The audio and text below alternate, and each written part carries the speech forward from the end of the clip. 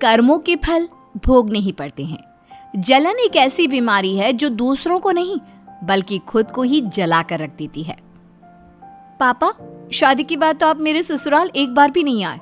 जब भी आती हूँ मैं ही आती हूँ। अरे बेटा, तेरे पापा से कहाँ अब चला फिरा जाता है।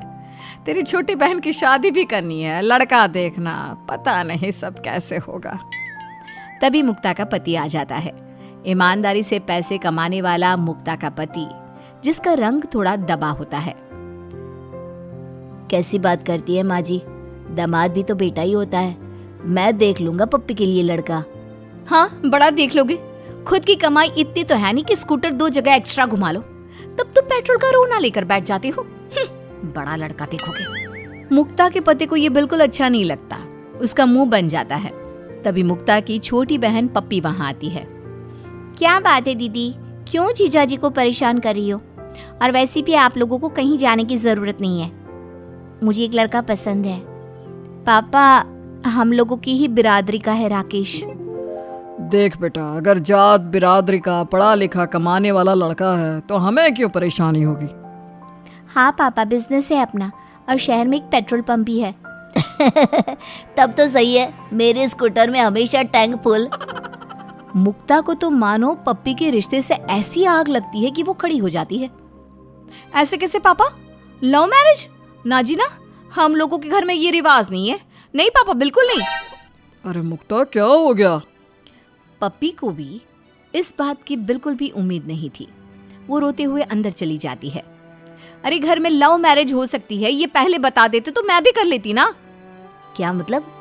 कहीं चक्कर वक्कर था क्या तुम्हारा? मुक्ता खुद के कहे जाल में फंसने वाली होती है कि मुक्ता, दामाद जी के लिए खाना ले आओ। दूर जाना है आप लोगों को, रात हो रही है। मुक्ता अपने घर चली जाती है। पप्पी पिता को समझाने में कामयाब हो जाती है और फिर हो जाती है पप्पी की शादी राकेश के साथ। देख रहे हो, ये बंगला पप्पी का है। अरे पैसे वाले घर की बहू है तुम्हारी बहन। तो हम कौन से कम है? क्या हम अच्छा नहीं खा रहे हैं या अच्छा नहीं पहन रहे हैं? सब तो कर रहे हैं हम भी। अरे तुम तुलना क्यों कर रही हो? चलो अब अंदर चलते हैं।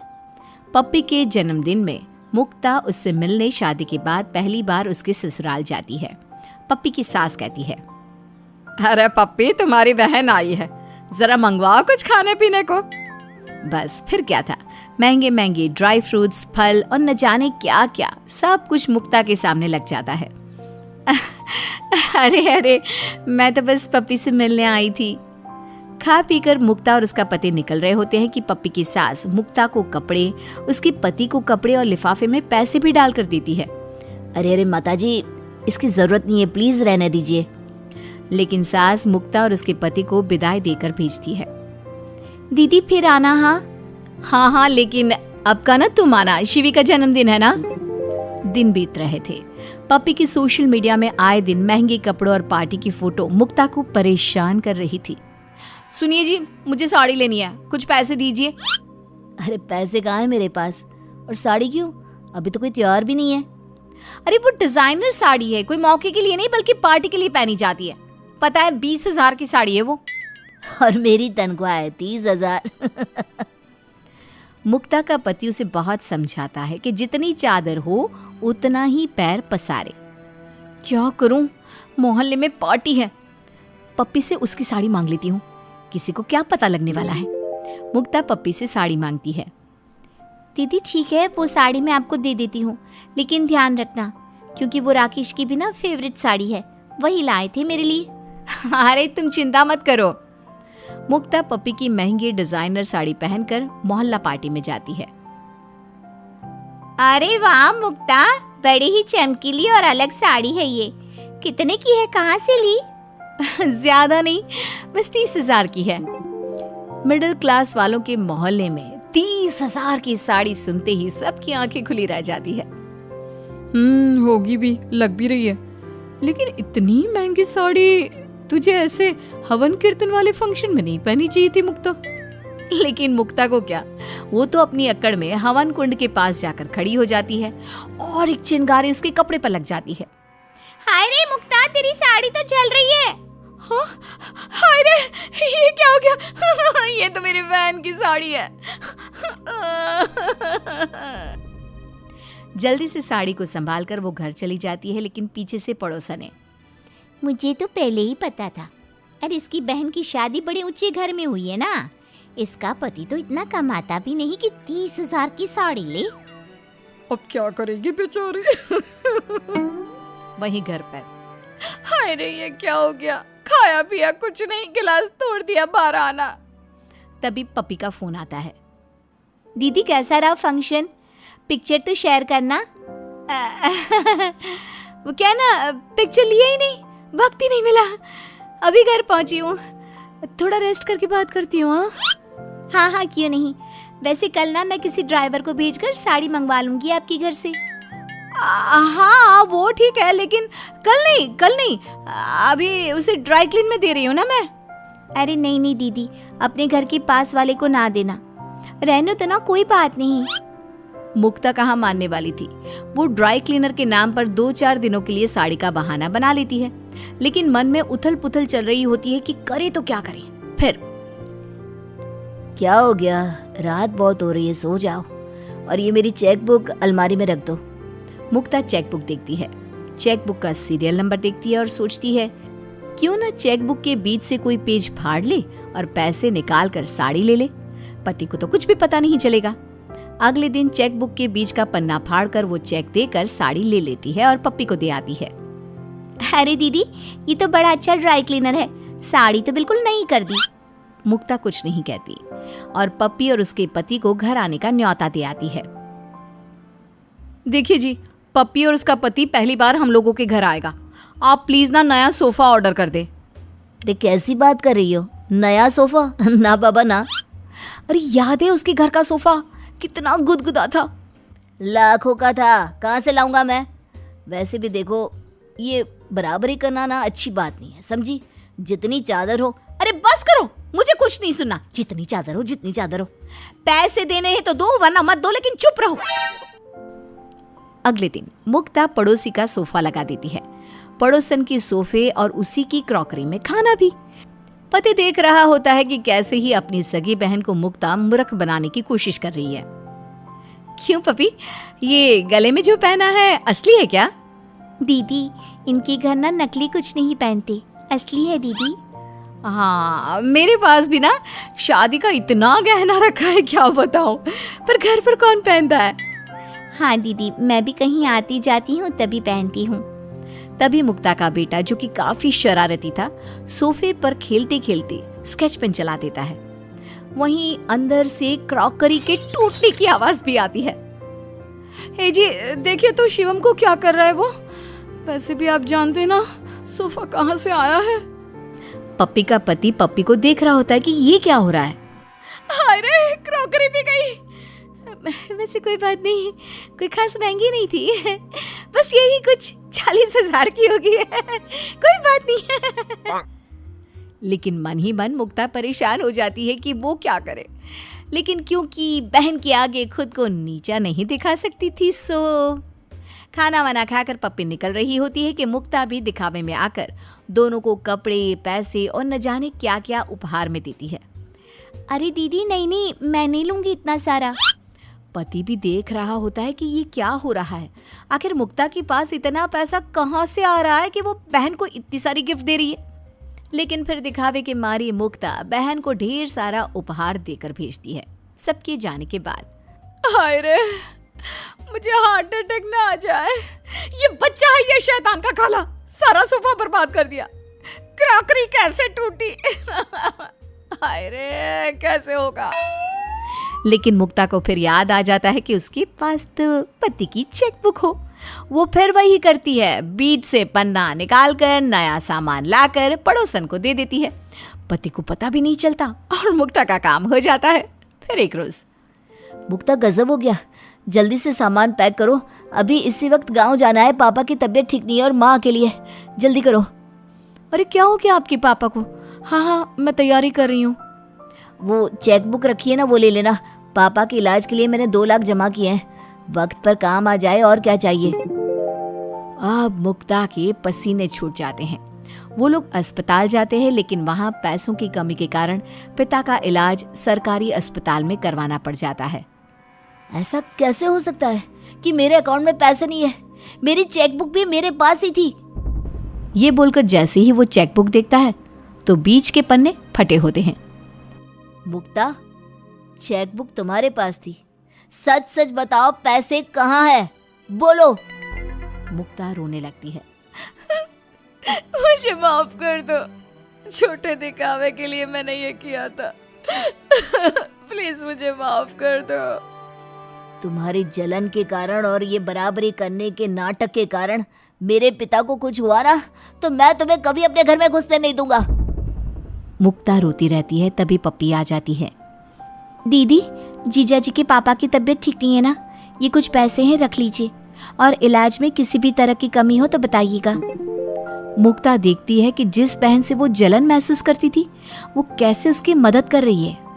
वो शर्मिंदा होती है और आगे से बहन से मिलकर उसकी खुशी में खुशी मानकर रहती है। अरे वाह वाह छोटी बहू, तुम्हारे हाथों में तो साक्षात अन्नपूर्णा का जादू है।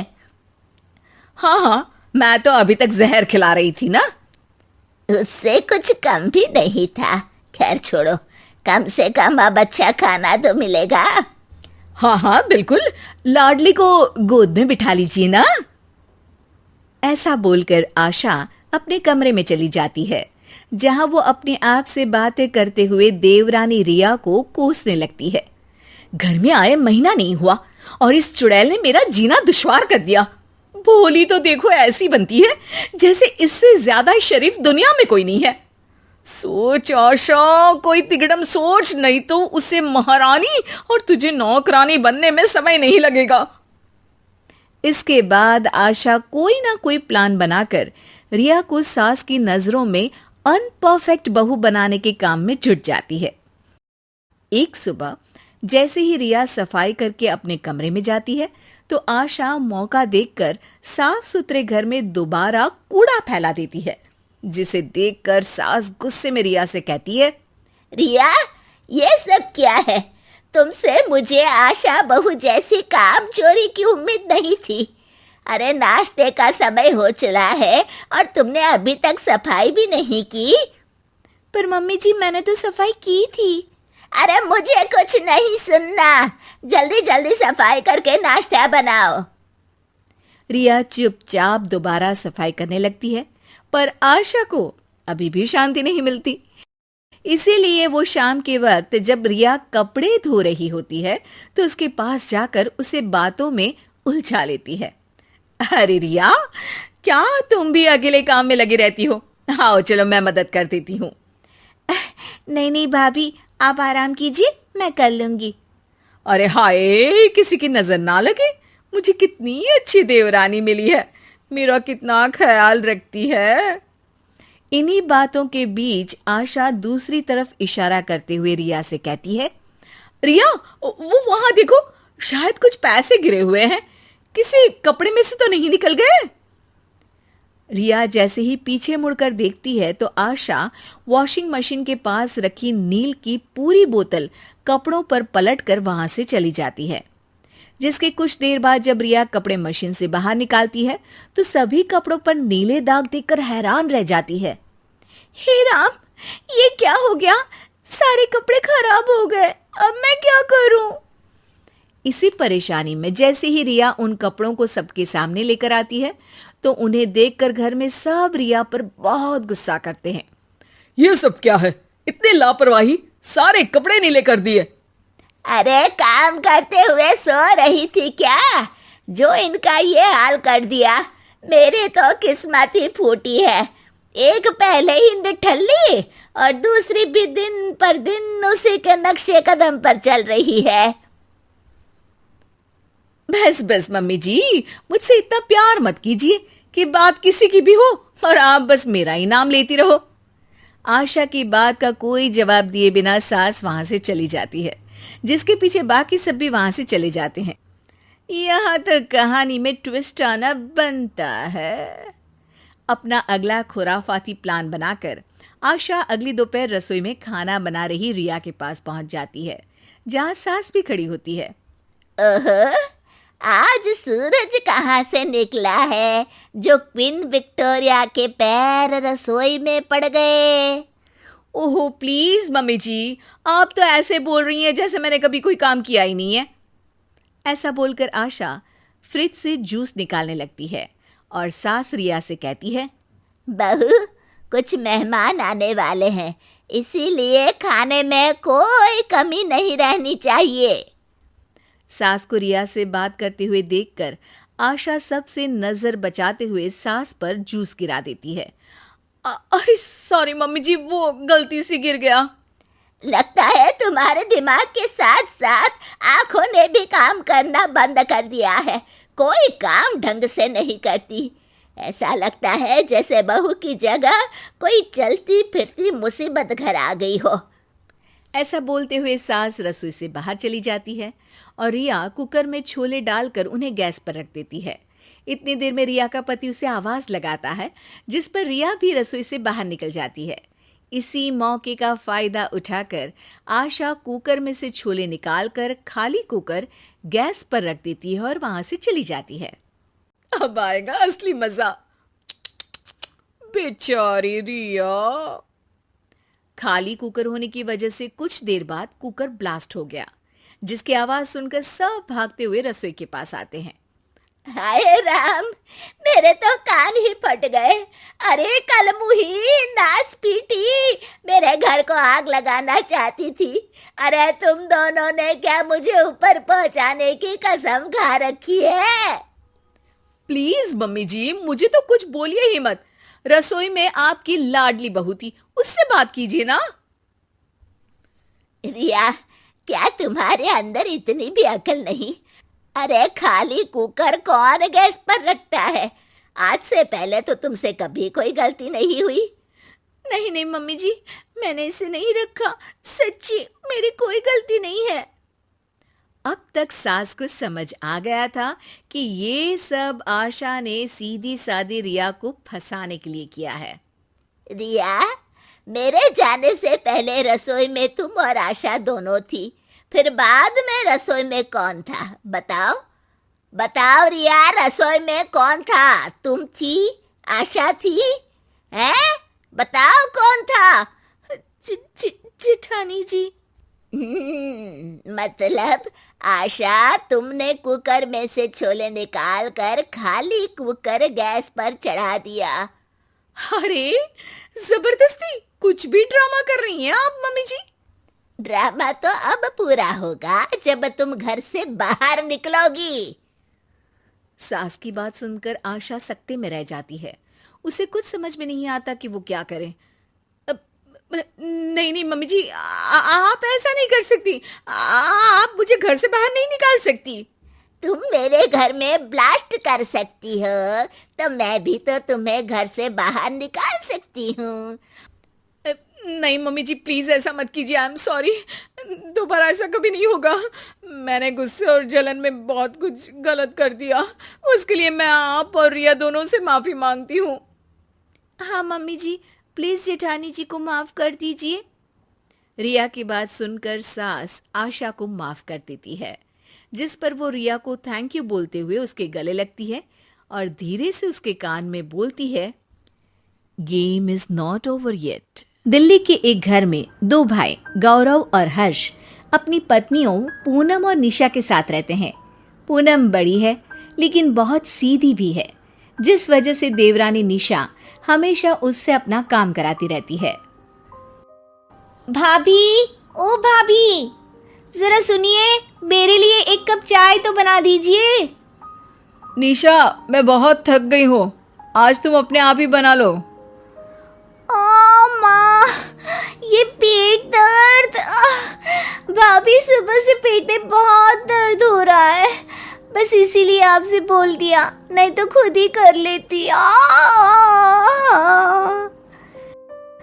निशा की बात सुनकर पूनम चाय बनाने रसोई में चली जाती है और निशा फोन पर अपनी माँ से बातें करने लगती है। देखा बेटी, मैं ना कहती थी इस घर में तू राज करेगी, राज।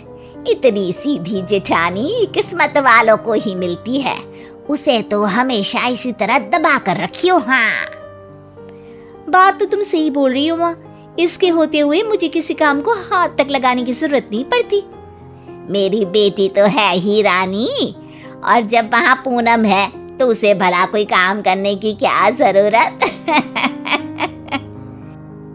इतने में ही पूनम चाय लेकर कमरे के अंदर आ जाती है, जिसे देखकर निशा फोन काट देती है। ये लो निशा, तुम्हारी चाय। अरे भाभी, सूखी चाय? हद ही कर दी आपने। कुछ पकोड़े भी ले आती। अरे अभी कुछ बनाने का समय नहीं है, मुझे घर के दूसरे काम भी तो करने हैं ना। वो तो आप हर रोज ही करती है ना, और जल्दी जल्दी करने की आदत भी हो गई होगी आपको। पर मुझे सूखी चाय पीने की आदत नहीं है। अच्छा ठीक है, रुको लाती हूँ मैं। जितनी देर में पूनम निशा के लिए पकोड़े लेकर आती है, तब तक हर्ष भी घर आ जाता है, जिसे देखकर निशा तुरंत उठ खड़ी होती है और पूनम के साथ प्यार का दिखावा करने लगती है। अरे भाभी, मना करते हुए भी कितना काम कर देती हैं। आप ना बस अब आराम से चाय पियो, बाकी काम मैं कर दूंगी। हाँ भाभी, निशा है तो आप बस उसे काम बताकर आराम किया करो। ये कहकर हर्ष वहां से चला जाता है, जिसके वापस जाते ही निशा एक बार फिर पहले जैसी हो जाती है। आपको तो बहुत सारा काम करना था ना भाभी, तो जाइए ना, करिए ना। इस तरह निशा पूनम से अपना हर काम कराती रहती। समय बीतता है। एक दिन पूनम की तबीयत बहुत ज्यादा खराब हो जाती है। अरे भाभी, अभी तक सो रही हैं? चलिए जल्दी मेरे लिए कुछ खाना बना दीजिए, बहुत भूख लग रही है। निशा, आज मेरी तबीयत ठीक नहीं है, तुम ही खाना बना लो। अरे क्या बात कर रही हैं? मैं ऐसा कुछ नहीं करने वाली। ऐसा बोलकर निशा कमरे से बाहर चली जाती है। ये सब क्या हो रहा है? निशा तुम पर इतना हुक्म क्यों चलाती है, और तुम उसकी हर बात क्यों मानती हो? क्योंकि मैं जानती हूँ कि आप हर्ष से कितना प्यार करते हैं, और ये भी पता है कि वो निशा की कोई बात नहीं टालता। इसीलिए मैं नहीं चाहती कि कहीं किसी बात पर निशा हर्ष को लेकर हमसे अलग हो जाए। वो आपको अच्छा नहीं लगेगा। तुम हम सब के बारे में कितना सोचती हो। हाँ, मैं हर्ष से बहुत प्यार करता हूँ, पर तुम्हारी इज्जत भी उतनी ही जरूरी है। पूनम और गौरव की ये बातें बाहर खड़ी निशा सुन लेती है। वाह, क्या चीज हाथ लगी है। इससे ये मुझे कभी किसी काम के लिए इनकार नहीं कर पाएगी।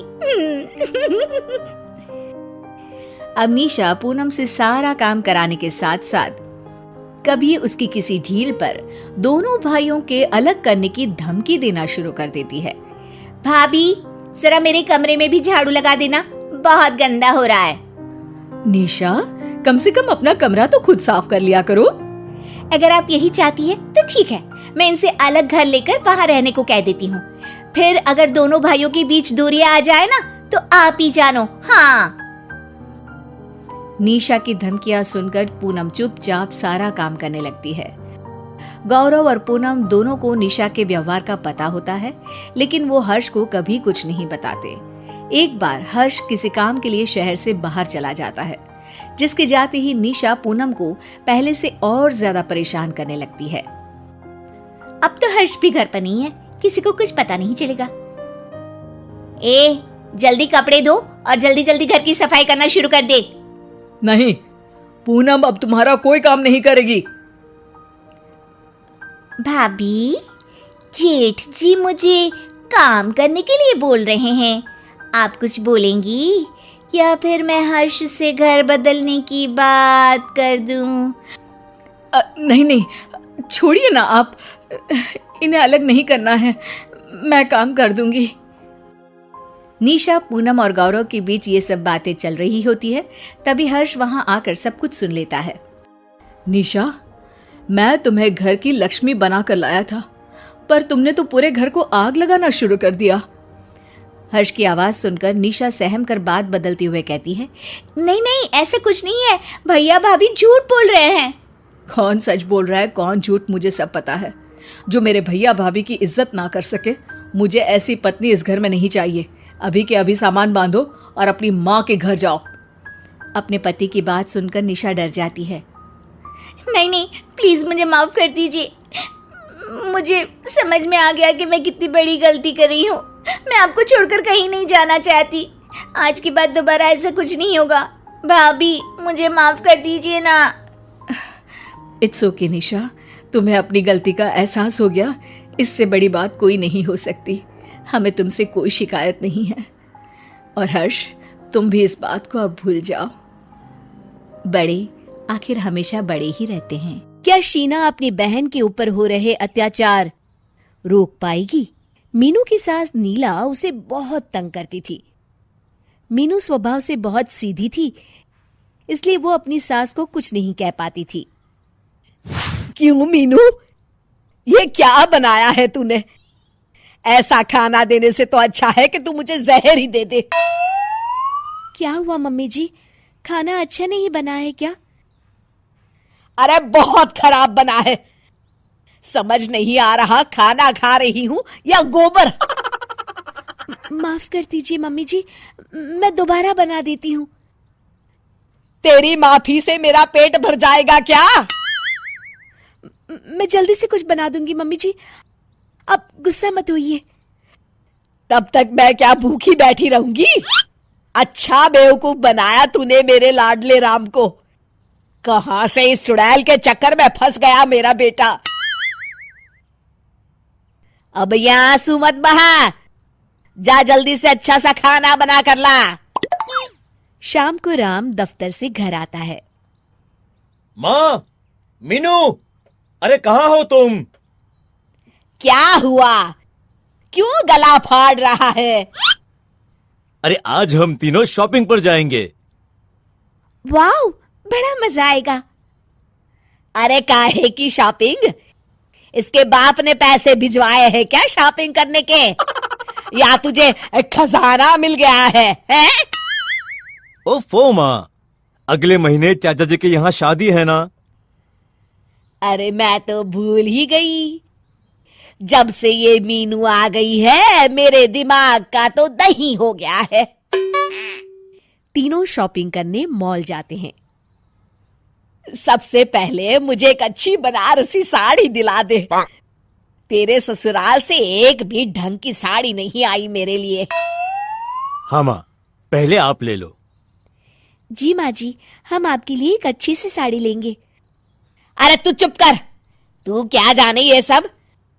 तूने तो अपने मायके में ऐसे माल भी नहीं देखे होंगे। हाँ माँ जी, मैं तो बस। कहा ना चुप।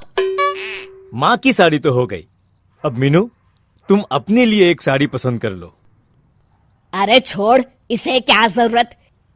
इसके पास पहले ही शादी की इतनी साड़ियां हैं। पर माँ, जब हम आ ही गए हैं तो क्या? इसके लिए कुछ लेने की जरूरत नहीं है। चुपचाप घर चल। अगले दिन मीनू अपने मायके जाती है। अरे मीनू दीदी, मैं कब से आपका इंतजार कर रही थी। आपने कितनी देर लगा दी। मैं भी तुम्हें बहुत याद कर रही थी शीना। आपका चेहरा इतना उतरा हुआ क्यों है? मैं बहुत परेशान हो गई हूँ शीना, पर तुम माँ पापा से कुछ मत कहना। नहीं कहूंगी दीदी, पर मुझे तो बताइए। मीनू शीना को सारी आप बीती सुनाती है। कुछ दिन बाद, माँ, मैं भी दीदी के साथ थोड़े दिन के लिए उनके ससुराल जा रही हूँ। ठीक है बेटा, दोनों बहनें एक दूसरे का ख्याल रखना। और हाँ, नीला जी का भी। हाँ, तुम चिंता मत करो माँ, उनका ख्याल तो मैं बहुत ज्यादा अच्छे से रखूंगी। मीनू शीना के साथ अपने ससुराल पहुंचती है। आंटी जी, मैं आपके लिए साड़ियां लेकर आई हूँ। अरे वाह, दिखा तो। ये देखिए। इतने हल्के बेजान रंग, ये क्या मुझ पर जचेंगे? अब आपकी उम्र हो गई है, बुढ़ापे में चटक बनारसी साड़ियां कहाँ अच्छी लगती है। सब पीठ पीछे आप पर हंसते होंगे। आप तो सूती सादी साड़ियां पहना करिए। अरे इसकी जुबान तो कैंची की तरह चलती है। इससे तो इसकी बहन ही अच्छी है। सो तो है। आइए आइए आंटी, आपके चेहरे पर उपटन लगा दूं। हाँ हाँ, लगा दे बेटा। ये मीनू तो जाने क्या पोत देती है उपटन के नाम पर। न रंग निखरता है न कुछ। आप ना ये नीम का लेप लगवाइए, आपकी त्वचा चमक जाएगी।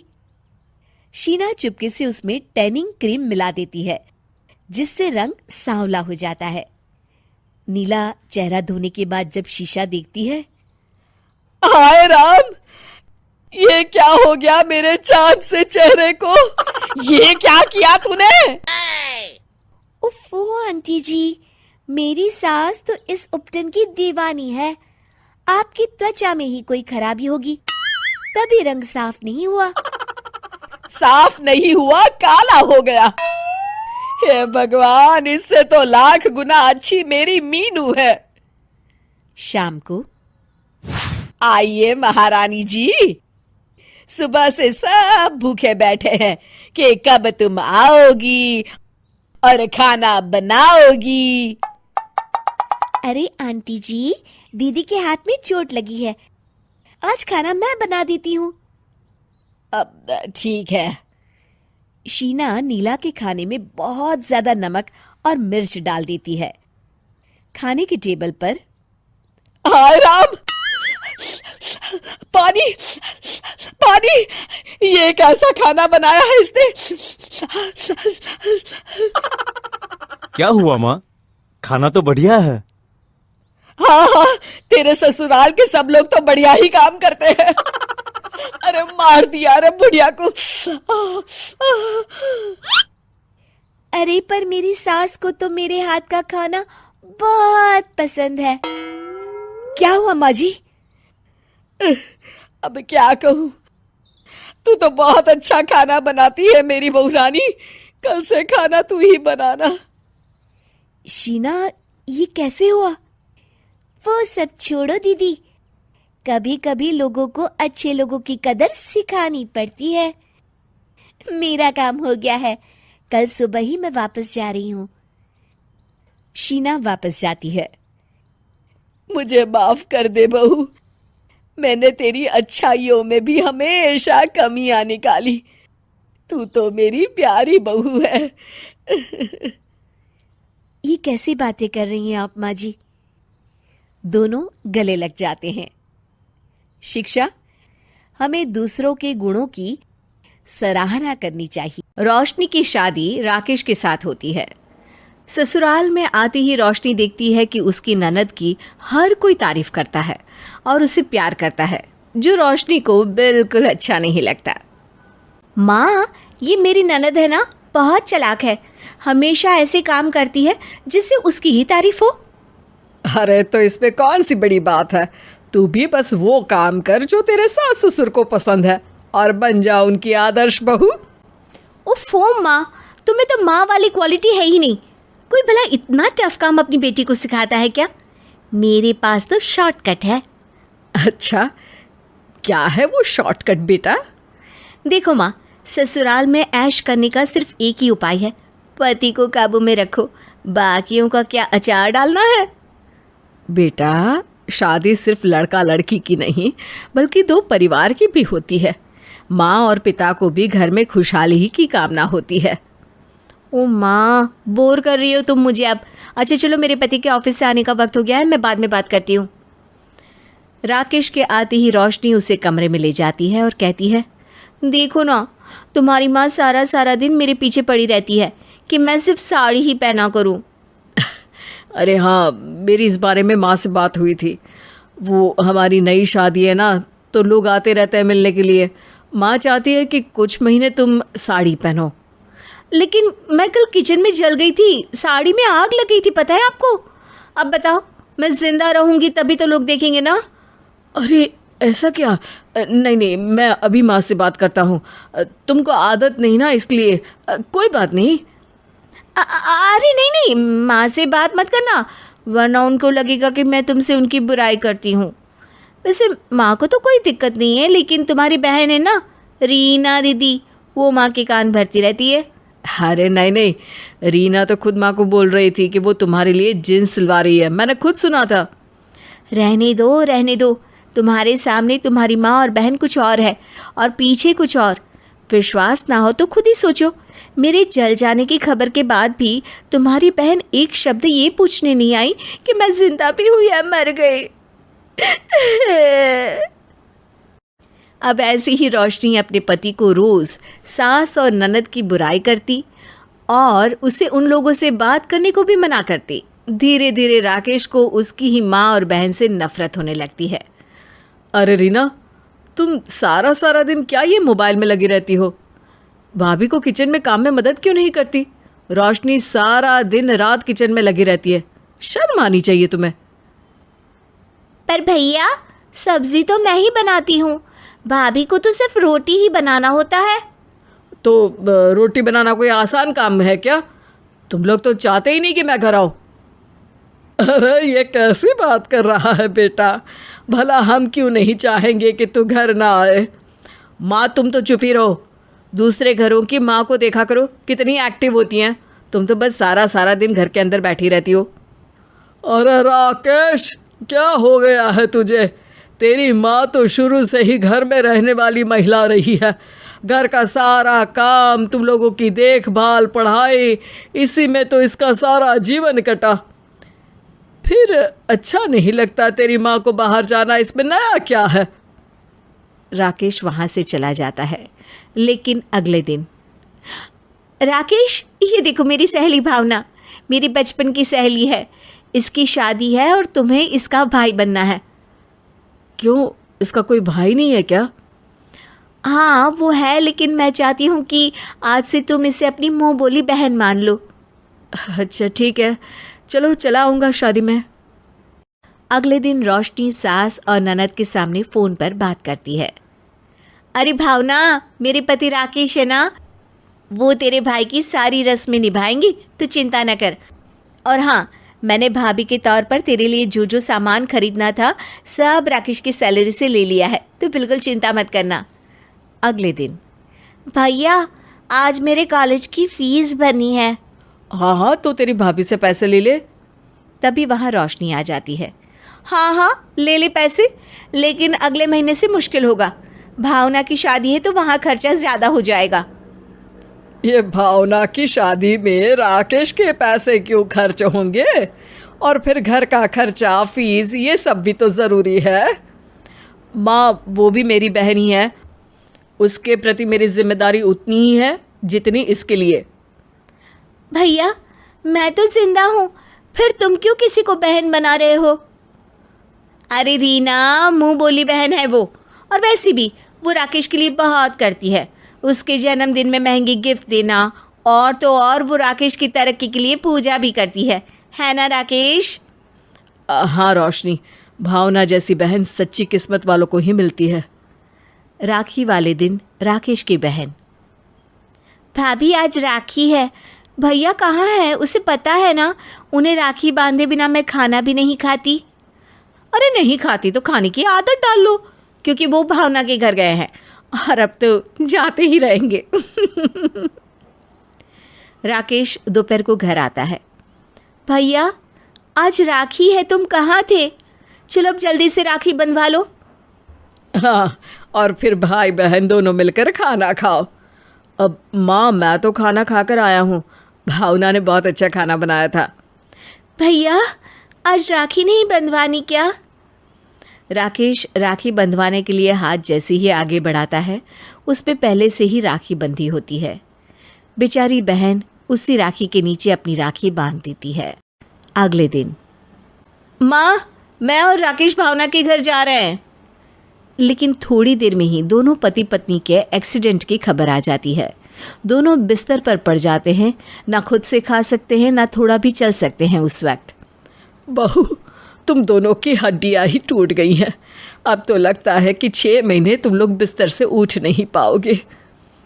तभी वहाँ बहन हाथ में दवाई लेकर आती है।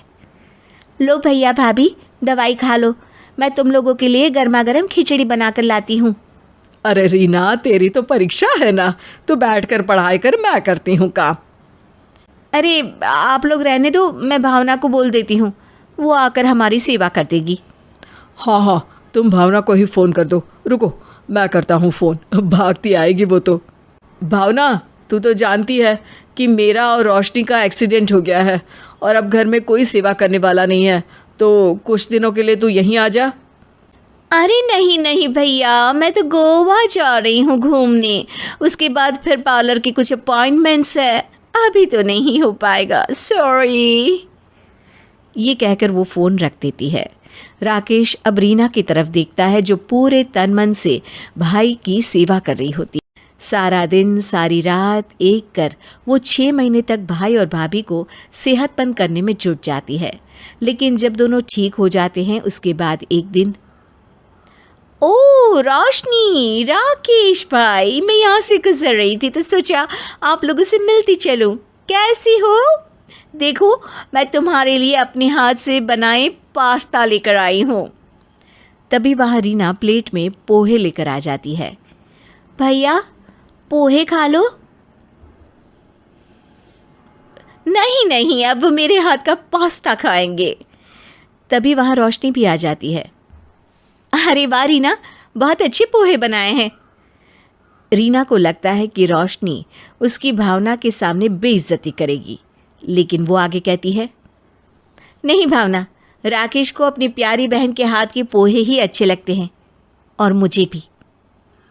सास और रीना रोशनी का ये रूप देखकर हैरान रह जाते हैं। वाह रीना वाह, मैं तो तेरे पति की बहन बनी थी, वो भी मुंह बोली, अब मेरी ये इज्जत।